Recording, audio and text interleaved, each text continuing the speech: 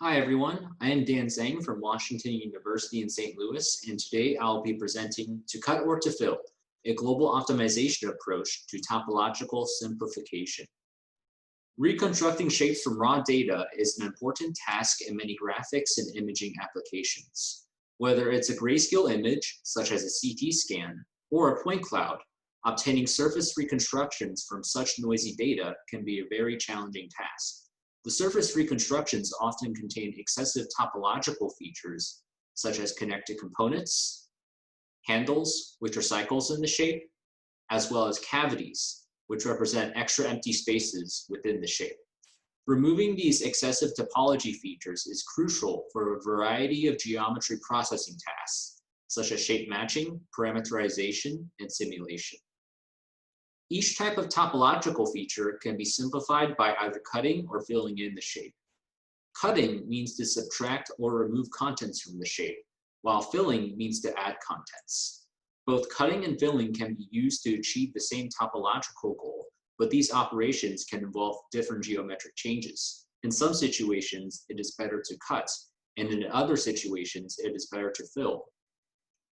Related works mostly fall under two types of approaches. Monotonic simplification methods are restricted to either performing only cutting or only filling. Due to this restriction, monotonic methods result in very large geometric changes. If only fills are performed, then redundant contents are added to the shape, such as filling in a large handle here. But if only cuts are performed, the result can miss many important components. Other methods are non-monotonic, allowing for both cutting and filling. Existing non-monotonic methods apply greedy heuristics, choosing to perform the operation which results in the smallest change first. This may result in smaller geometric changes compared to monotonic methods, avoiding large fills or cutting off important components. However, existing non-monotonic methods may still miss components because of the greedy nature of current methods. Our contribution is a non-monotonic algorithm which attempts to find the globally optimal set of cuts and fills, which maximally simplifies the topology while minimizing the change to the geometry. Our algorithm makes more globally optimal decisions on where to cut and fill compared to both monotonic methods and existing non-monotonic methods. Our algorithm takes as input a shape represented as a cell complex. These cell complexes can take many forms, such as pixels or triangles in 2D and voxels or tetrahedra in 3D. We also take as input a set of cuts and fills, which are cells that can be removed or added to the shape to simplify the topology. Each cut or fill cell is associated with the geometric cost. The geometric cost can take many forms, such as representing the volume of the cells, or if an underlying intensity function is available, the cells could be weighted by that function. These cuts and fills can be obtained using existing monotonic simplification methods. We'll talk later on about this in the results. Our goal is to find a subset of cuts and fills which minimizes the total number of topological features as the first priority and minimizes the total geometric cost as a second priority. Computationally, we combine these goals into a single lexicographical energy by multiplying the first priority by a large enough constant. For details, please see the paper.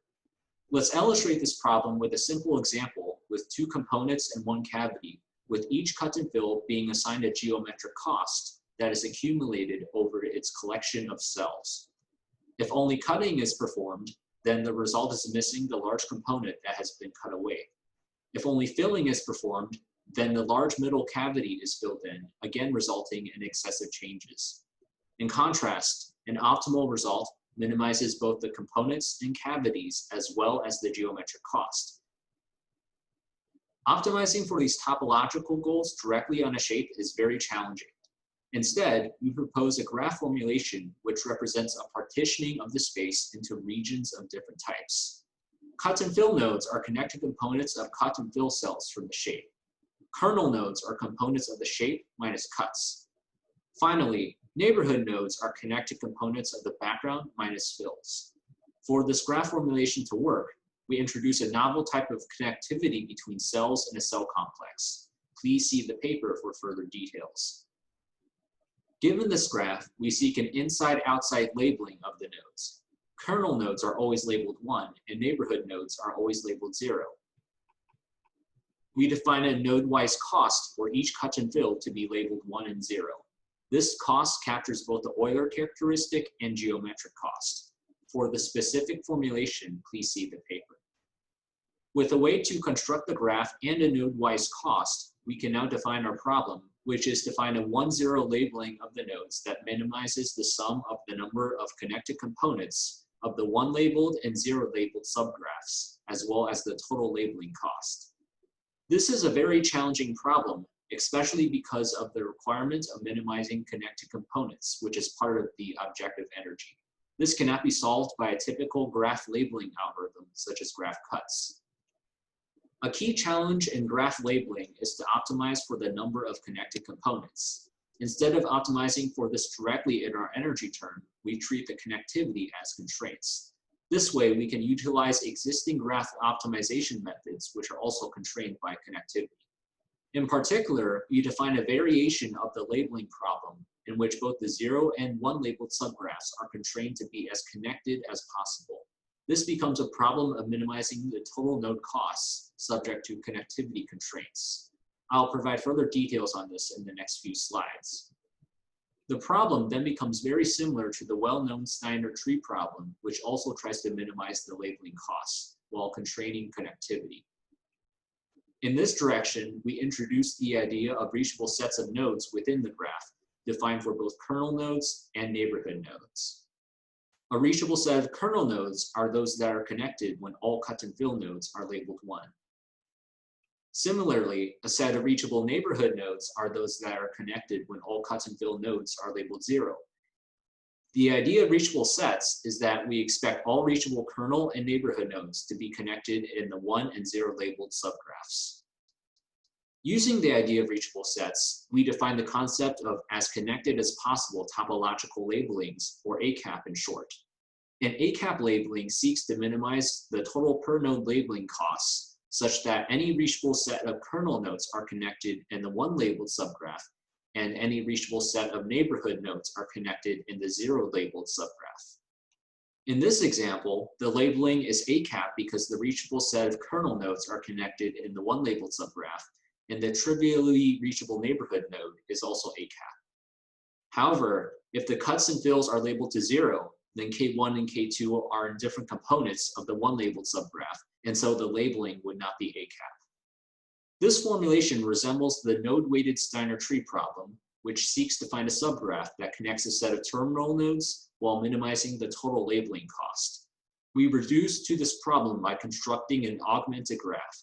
We then find a Steiner tree on this graph, which will produce a labeling on the original graph. Please see the paper for details. For some graphs, an ACAP labeling may not have a solution. An example is a double articulation node. This is a node that is critical to both maximally connect the reachable set of kernel nodes in the 1 labeled subgraph and connect the reachable set of neighborhood nodes in the 0 labeled subgraph. There is no perfect solution here because if the double articulation node is labeled 1, then the reachable set of neighborhood nodes will become disconnected. However, if the node is labeled 0, then the reachable kernel nodes will become disconnected. So regardless of the labeling, either the number of 1 or 0 label components will increase. In such a case, since it is impossible to label a node to both 1 and 0, the node-weighted Steiner tree solver would return a conflicting label. To address this, we use an iterative labeling process where we greedily label double articulation nodes. For example, we can label the node to 1. After this greedy labeling, the now labeled node is merged with adjacent kernel nodes, and we attempt to solve ACAP labeling again on the updated graph, which may produce a labeling such as the following. If there are no more nodes with conflicting labels, we return a solution like in this example. However, the solver for the Steiner tree might still return conflicting labelings because the Steiner tree problem is a challenging NP-hard problem. Therefore, this whole process is repeated until the solver returns a non-conflicting solution. Now, let's take a look at results. In our experiments, we chose to represent our input shapes as voxels for 2 reasons. First, voxels are widely used in biomedical and plant imaging. Second, existing methods to compute cuts and fills operate on voxels. In the paper, we show two types of cuts and fills computed by different monotonic methods. The first way of computing cuts and fills involves inflating and deflating. To compute cuts, we first begin with the single seed voxel and inflate onto the shape while preventing topological changes. The cut is taken as the input shape subtracted by the inflated shape. Fills are computed by beginning with a bounding box around the shape, which is deflated while preventing topological changes. The fills are then taken as the deflated shape subtracted by the input shape. Morphological opening and closing can also be used to compute cuts and fills. Cuts can be computed by performing opening and subtracting from the input shape, while fills can be computed by performing closing and subtracting the input shape from it. Comparing these two methods, inflation and deflation will result in cuts and fills with minimal volume change, which can remove all topological features. However, cuts and fills may not look as geometrically pleasing. In contrast, cuts and fills produced by opening and closing are more natural and smooth, but may fail to remove all topological features. In this presentation, we only show cuts and fills produced by inflation and deflation, and will leave the opening and closing to the paper.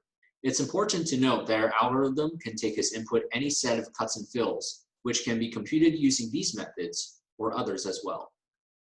We begin with a simple hip example containing two handles. If only cutting is performed, then the bottom handle can be broken with a relatively small geometric cost, but cutting to the center hole will result in excessive geometric changes. If only filling is performed, then the center hole will be filled in with a low cost, but the large handle at the bottom again results in excessive changes to the shape. Our method is able to find the combination of cuts and fills, which results in the smallest change to the geometry, filling in the center hole while cutting the larger handle. Next, let's look at a heart from a CT scan. Here, let's focus on the close-up, where two large handle holes are separated by a narrow handle body. First, let's take a look at the results of a naive greedy strategy in which we start with the initial labeling of the shape, meaning that all cuts are labeled 1 and all fills are labeled 0.